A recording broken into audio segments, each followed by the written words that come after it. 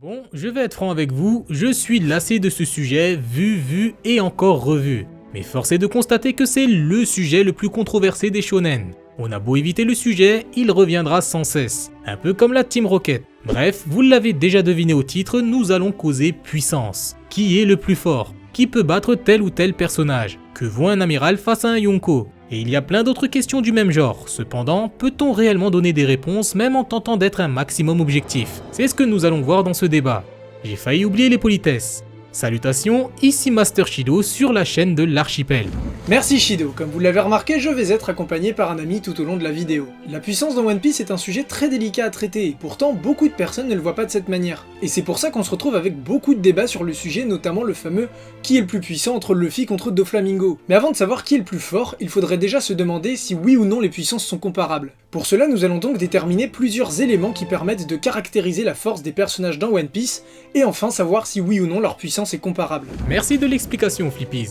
Les facteurs qui vont vous être cités sont extrêmement importants durant un combat puisqu'ils vont permettre de jauger la puissance et la force d'un personnage dans un combat en 1 contre 1.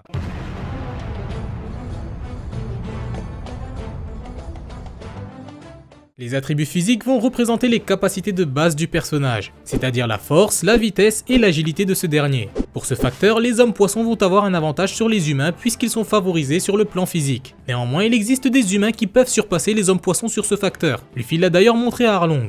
Les autres races ont aussi leurs propres attributs physiques. Un géant sera bien plus favorisé sur le plan de la force physique, tandis qu'un nain sera bien plus agile et rapide. Pour conclure cette partie, on constate que la race influence grandement sur ce facteur qui représente déjà un atout de taille dans un combat.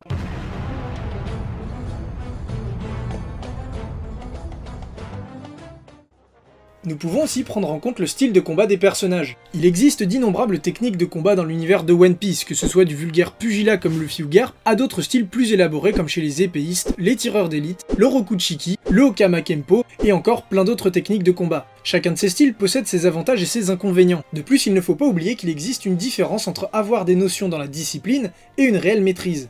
Par exemple, nous pouvons clairement dire que Mihawk et Rob Lucci ont une maîtrise de leur discipline plus que correcte, alors que El Meppo qui vient tout juste d'apprendre les bases du maniement à l'épée, ou encore Kobe pour le Rokuchiki, sont encore en phase d'apprentissage, et donc tous n'ont pas la même expérience dans leur domaine. Même avec des attributs physiques excellents, un expert dans sa discipline peut avoir le dessus. C'est ce qui nous a été montré dans le combat entre Zoro et Mihawk. La différence ne s'est pas faite sur le physique, mais sur la maîtrise de la discipline.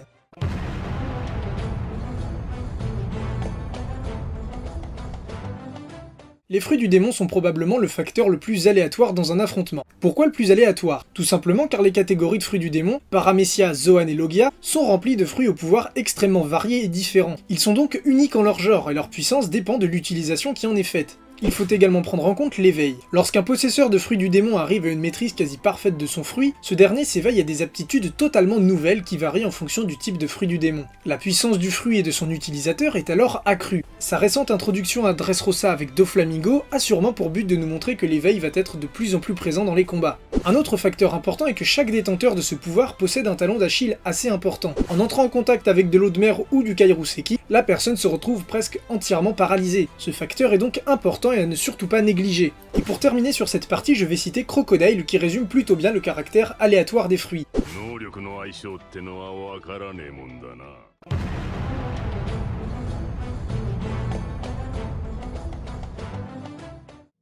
Les combats actuels et ceux à venir ayant lieu dans le Nouveau Monde, la maîtrise du haki est devenue un élément des plus importants en combat. Un simple utilisateur du haki peut déjà améliorer l'ensemble des facteurs cités précédemment, ce qui veut dire qu'en améliorant sa maîtrise du haki, ces facteurs vont aussi en profiter. Par exemple, les Minks ayant des facultés physiques remarquables pourront améliorer cela grâce au haki de l'observation. De plus, il faut aussi prendre en compte la spécialisation, choisir de privilégier l'armement, l'observation ou encore le haki des rois. Le style de combat d'un personnage pourra alors beaucoup varier en fonction du choix effectué entre ces 3 hakis.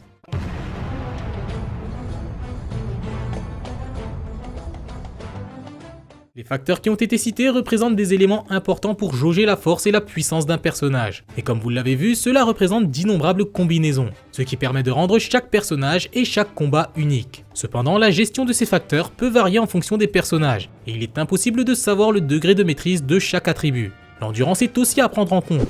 Avoir un haki surdéveloppé c'est bien, mais pour combien de temps? Même chose pour les power-ups physiques ou même les fruits du démon. On ne peut pas évaluer la durée de la force de chaque personnage. Après l'endurance, il y a aussi les limites de chaque personnage qu'il faut prendre en compte. Personne n'est parfait et tous les personnages ont leurs faiblesses, que ce soit des lacunes dans leur discipline, un contre-coup dans l'utilisation de leur fruit du démon ou encore une contrainte physique. Sans oublier le fait que des facteurs annexes comme l'environnement ou les circonstances des combats peuvent changer le cours d'un affrontement. Il faut aussi souligner que le manga se passe dans un univers de pirates. Les duels n'ont pas vraiment de règles, la plupart du temps tous les coups sont permis.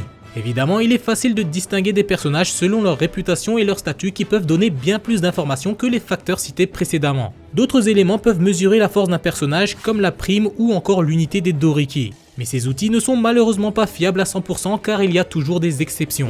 Au final, la puissance est un sujet très complexe puisqu'il existe beaucoup de facteurs à prendre en compte. Il existe également beaucoup de zones d'ombre à cause de facteurs encore peu connus ou même inconnus à l'heure actuelle. Un combat entre les deux mêmes personnages pourra alors avoir plusieurs issues différentes en fonction des facteurs qui vont jouer durant ce combat. C'est le cas notamment de combats comme celui contre Rob Lucci ou encore contre Doflamingo qui se sont joués à un détail près. En bref, la puissance dans One Piece est très difficilement comparable, et comme l'a dit Stan Lee, c'est l'auteur qui choisit lequel de ses personnages va gagner lorsqu'il y a un affrontement. C'est la fin de cette première collaboration, on espère qu'elle vous aura plu. On vous invite à jeter un œil sur la chaîne de Master Shido qui nous a accompagnés tout au long de la vidéo. Quant à nous, on vous invite à nous rejoindre sur les réseaux sociaux, on vous attend dans les commentaires pour discuter de ce débat, et sur ce, salut à tous.